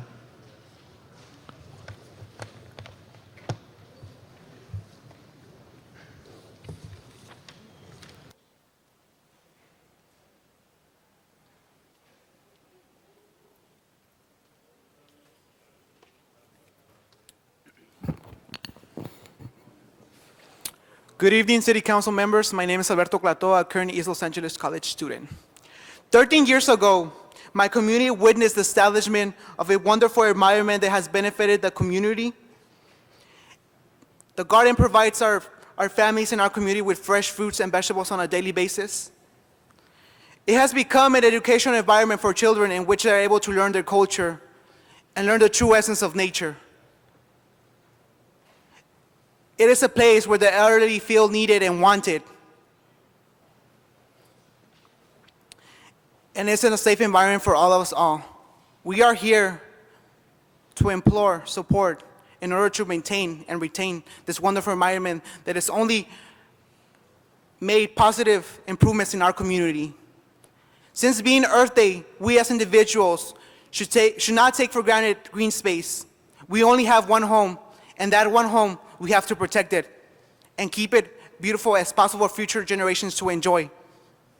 We all just want green space in our community that is ideal for everybody, healthy, safe, and educational for everybody. It's open for anybody who would like to enjoy it, and we're just asking for that. Y aquí estamos y no nos vamos. Thank you very much. This concludes public comment for today's meeting. Mr. Clerk, next item, please. Council has motions for posting and referral. Motion shall be posted and referred. There are excuses on the desk. Councilmember Villaraigosa requests to be excused May 10th, 11th, and 13th for personal business. That meets council policy. Mr. Villaraigosa is excused. Councilmember Perry requests to be excused to leave at 11:15 on Tuesday, April 26th, to arrive at 11 on Wednesday, April 27th, and to leave at 11:45 on Tuesday, May 3rd, all for city business. A motion is required. Mr. Smith moves. Ms. Perry is excused. Councilmember Gruhl requests to be excused to leave at noon on Wednesday, April 27th, for city business. A motion is required. Mr. Zine moves. That excuse is granted. And Councilmember Smith requests to be excused Friday, August 19th, for personal business that meets council policy. Mr. Smith is excused. The desk is clear, Mr. President. Thank you very much, colleagues. It's the end of our agenda. Do we have announcements today? Ms. Hahn. President, Councilwoman Perry wanted me to make sure that we announced today that there was a celebration today because the City of Los Angeles adopted our LA City Nutrition Guidelines for all of our school-age children in all of our city-run children's programs. And it's great on Earth Day that we're standing up for good nutrition for our kids. And this will result in all of our city-run programs in having more juice, milk, water, fresh fruits, and vegetables in our vending machines and on the menus at all of our city-run youth programs.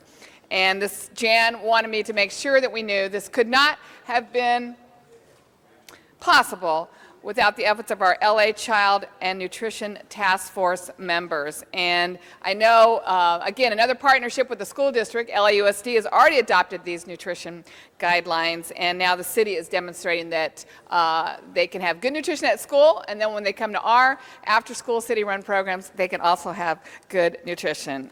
So here's to our health. Thank you, Ms. Hahn. Other announcements? Mr. Labange. Tomorrow, I'd invite everybody out to the Los Angeles Zoo for a great Earth Day celebration, and bring your families out. It's a wonderful time, and several booths will be there, so it'll be enjoyable to visit Los Angeles Zoo this weekend on Earth Day. And also, I want to say happy birthday to Mary DiPaolo, 90-year resident of Silver Lake. She's celebrating her birthday tomorrow, and I wanted to make sure that Mary DiPaolo knew how much we all loved her, and everyone in the neighborhood knew she had the prettiest Christmas tree lights at her home. Mary DiPaolo, happy birthday, 90 years old. Other announcements? Other announcements? Before we get to adjourning tributes, I understand there's another special motion coming in, another Rule 23. Has that been circulated yet? Am I allowed to speak to it before it gets circulated? It's a reward motion, colleagues, and it's just being printed up. Am I allowed, Mr. Clerk or Mr. City Attorney, to at least Sure. brief my colleagues on what they're going to get? Facts of the case. Okay. In the interest of time, the LAPD held a press conference a day or two ago in the Fairfax district. 2 days ago, was it, Mr. Labange? I think on Wednesday. And they released a sketch of the man who killed a waiter at Marmalade at the farmer's market and at the Grove 10 o'clock one night earlier this week. It's a tragic killing. It is someone whom people in the neighborhood believe they've seen before and they recognize, and it is the sort of situation that you all are all familiar with, where time is of the essence, and getting the word out and getting the word of the reward out quickly can be beneficial. The LAPD asked us to propose the reward, and so we brought it in today, seconded by Mr. Labange, who in a few moments when we adjourn, will adjourn the council in memory of this victim. And so that's the motion that I think has just been copied and is being circulated to council members now. Thank you, Mr. President. It's being circulated as we speak. Other members wishing to speak on the findings? Mr. City Attorney, anything further?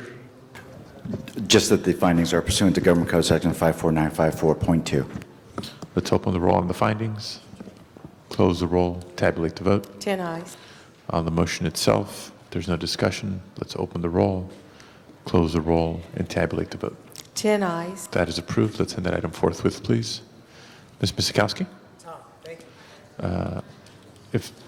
Are there any further announcements, colleagues? If not, let me ask everybody to please rise for adjourning motions.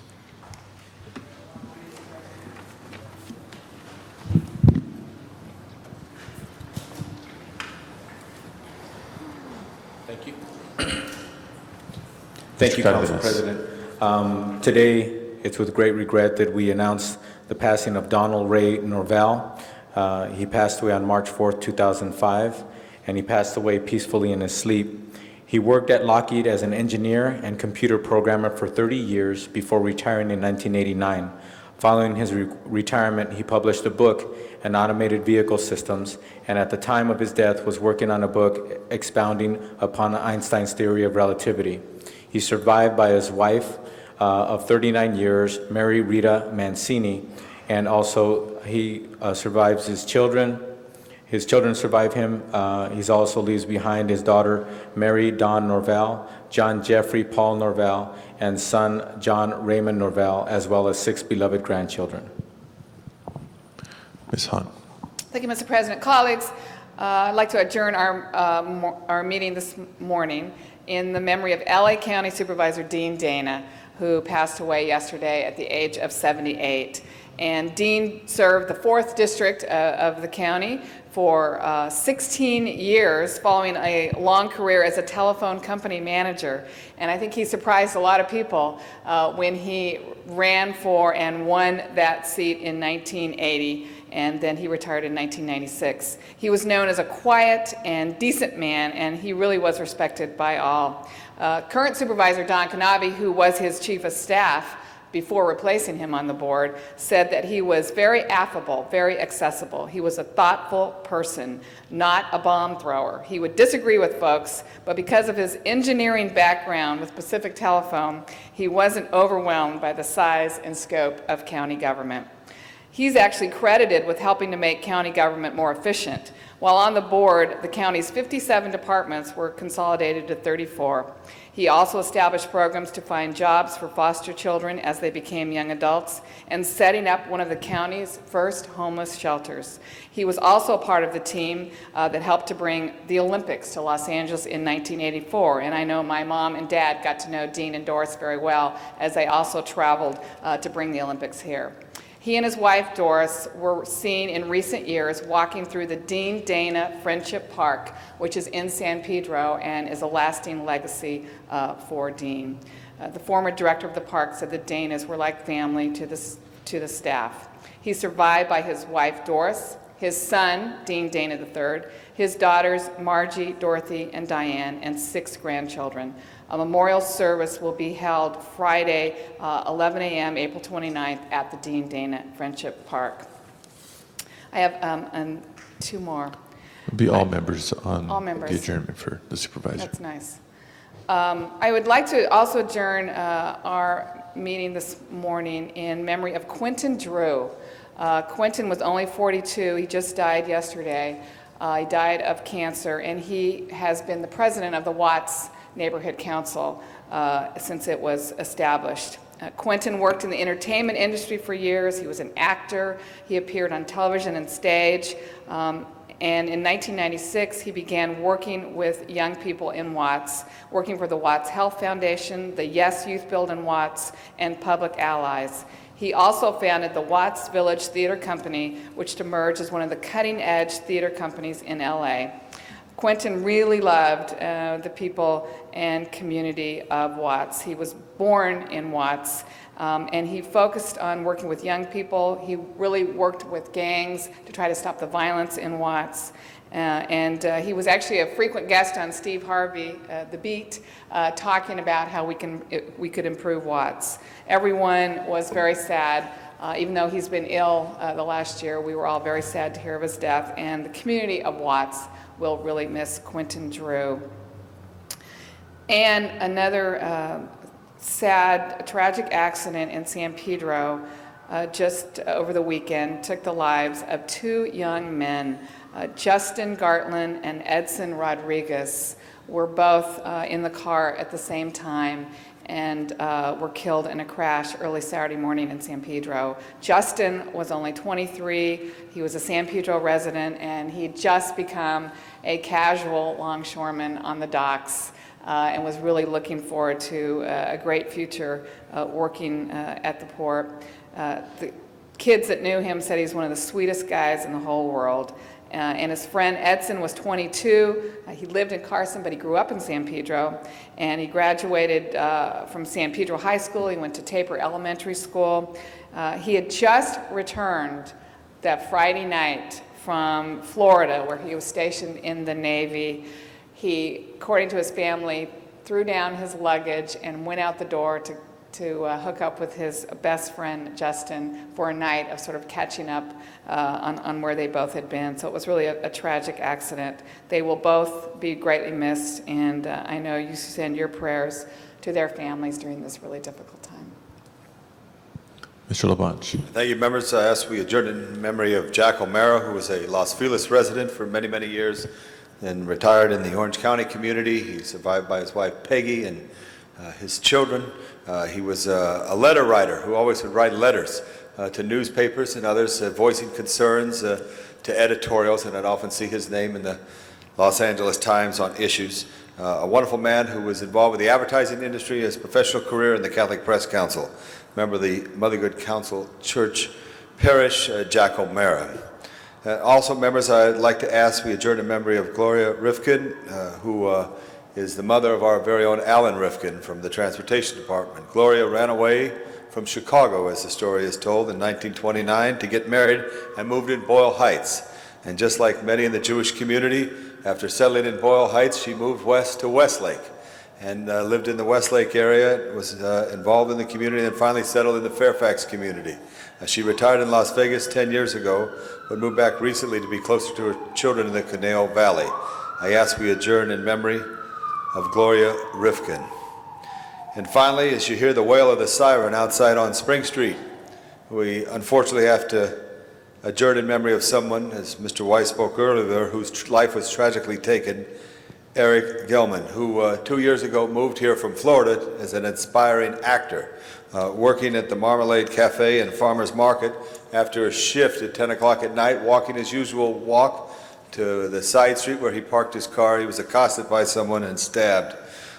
He came out here to be involved in what many do, television, entertainment. He did have some success in that area, but his life was cut short tragically by violence of someone. And as mentioned by Mr. Weiss, a Los Angeles City Council reward has been offered, and the Wilshire area detectives are working very hard and feel they can get the information to not only arrest and convict this bad person, but get that person removed from our streets. Eric Gilman tragically passed away as a victim of crime at a far too young age of 32. Ms. Misikowski. Thank you, Mr. President. I would just like to add on Supervisor Dana that not only was he a mild man, mild-spoken, soft-spoken, but he was really very often one of the more popular men in the Board of Supervisors' 8th floor over there at the Hall of Administration, because he often found himself as the man in the middle.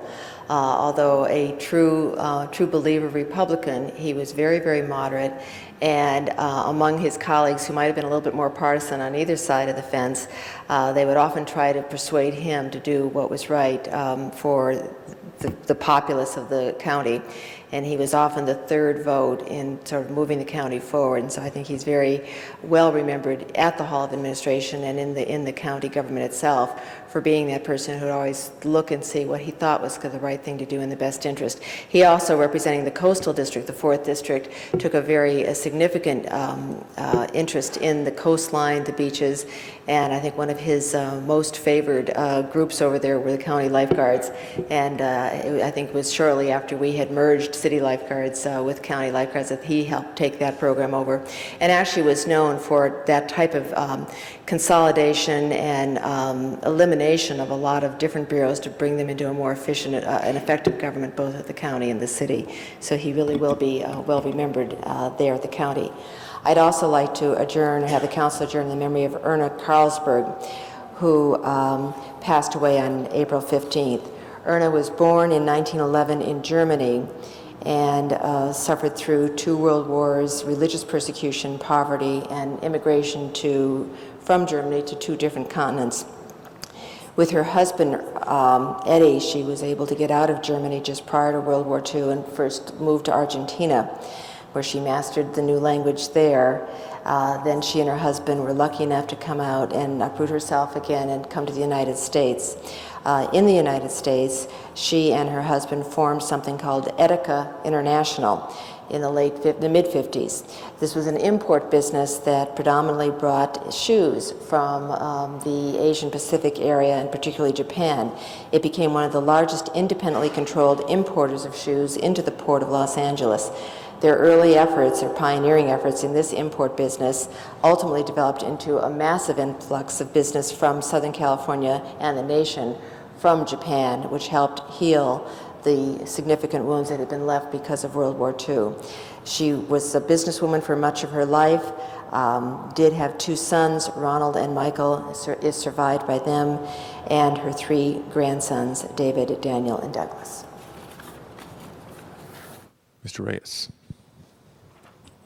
Thank you, Council President. I'd like to adjourn in the memory of Richard Yanis.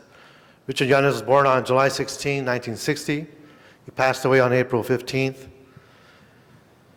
He graduated from USC in 1982. He received his master's in social work from UCLA in 1984 and attended the USC School of Law. He's survived by his mother, Barbara, his aunt, Alois Yanis, who had spent many years as a greeter for District 1 under Councilman Hernandez's tenure. His funeral services will be held this Sunday, April 24th, at Seventh-day Adventist Church located at 11828 Washington Boulevard in Culver City. Colleagues, I'd also like to adjourn in the memory of Rodolfo Corky Gonzalez. Today we heard a lot about how we have been able to overcome such tragedies and struggles and heroes. Well, Rodolfo Corky Gonzalez is a Chicano activist who died April 12th this year at the age of 76. He was a champion boxer and celebrated poet who founded the Crusade for Justice.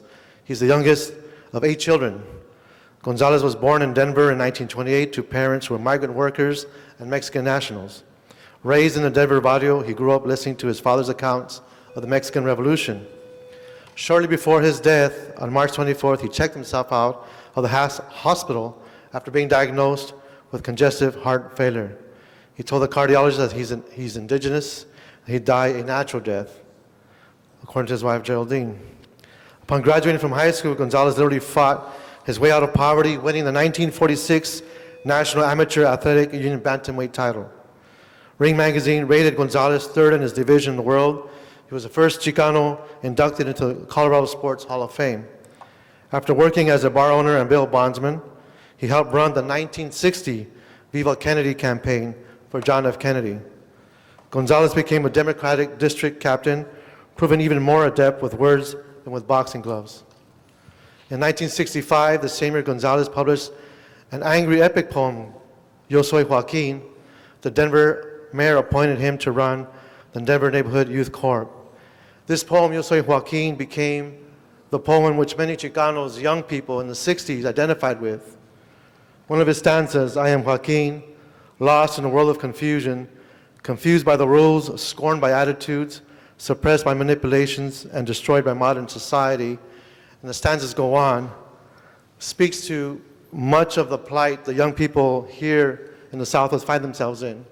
And in a day when most, I'd say half of the Latinos are now dropping out of high school, these words are very relevant. He established that we are on a crusade for justice. He announced this cry outside City Hall in November of 1966, where social activist organization Crusade for Justice was born. Throughout the late 1960s and early 1970s, Gonzalez traveled widely to advocate the rights of indigenous people. In 1970, Gonzalez opened Escuela Tlatelolco, an alternative elementary and secondary school for Chicano students. The apex of his political career and that of the Chicano movement came when delegates from 17 states and the District of Columbia met in Texas for La Raza Unida's Soul Party Convention in '72. He is survived by his wife of 56 years, Geraldine Romero Gonzalez, his daughters Charlotte Gonzalez, Gina Gonzalez, Gail Gonzalez, Cindy Gonzalez, and Valerie, sons Rudy, Joaquin, 22 grandchildren, and 8 great-grandchildren. And colleagues, I needed to expand on this because in our history books, in high schools, we don't have these heroes. And I thought it was important that we share this so we can understand the struggles we still continue today. Thank you very much. Thank you, Mr. Reyes. Mr. Villaraigosa. Yes, Mr. President, members, I'd like to adjourn in memory of Mother Pauline Lucas Williams. Mother Pauline Lucas Williams passed away earlier this month on Wednesday, April 6th. She was 83 years young. She was born August 21st, 1922 in Raleigh, North Carolina. In 1943, she married Booker Thomas Williams, and together they had 10 children. Mother Williams was a deeply religious woman who instilled in her children a sense of spiritual purpose and civic duty. As a member of institutional AME Zion Church in Yonkers, New York, Mother Williams served the church in numerous roles, always making sure her faith was a dominant force in her life. In the early 60s, Mother Williams became active in a broad range of organizations dealing with youth, education, and family services, combining her spiritual calling with community activism. She was a magnificent woman and she'll be missed. She's survived by her 2 sons and 8 daughters. Other tributes? Mr. Clerk, please call the roll. Thank you all very much. This meeting is adjourned.